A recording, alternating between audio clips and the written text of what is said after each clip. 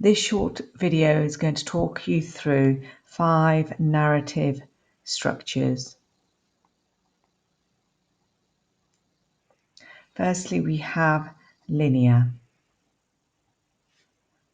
Now, this is when a story's events take place chronologically in order. So we have a beginning here, you go through to the end. So you have a beginning, middle, and end. But narrative structures can also be non-linear. So you may have events from the beginning through to the end, but you might have flashbacks, you might have flash forwards. So this is where there's changes in perspective and time shifts. Next, we have cyclical narrative structure. And this is where a story starts in one place or situation, and the story is told, but it ends in the same situation or place, etc. This is a cyclical narrative. And a good example of this is Steinbeck's Of Mice and Men. And a good example of a non-linear text is Girl on the Train.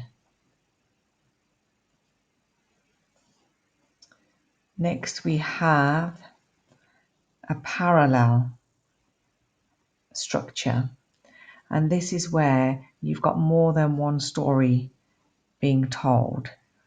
So that's one story, and then you have another story. So an example of this is Sliding Doors, where 2 stories are being told simultaneously. Next, we have a frame structure, and that's potentially where multiple stories are being told, but within a larger story.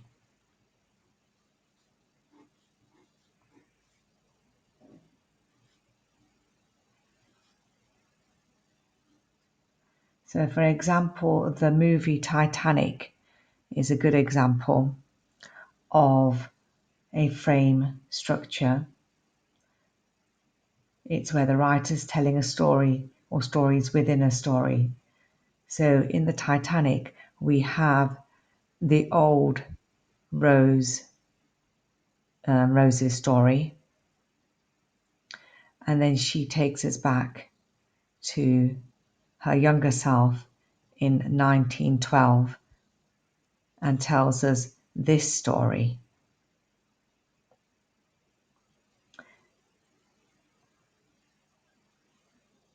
But right at the end, we go back to the original story of Old Rose. And we can call this an embedded narrative, and it helps us by providing a context. It provides a context for the reader and how we can understand the Old Rose's story. Thank you.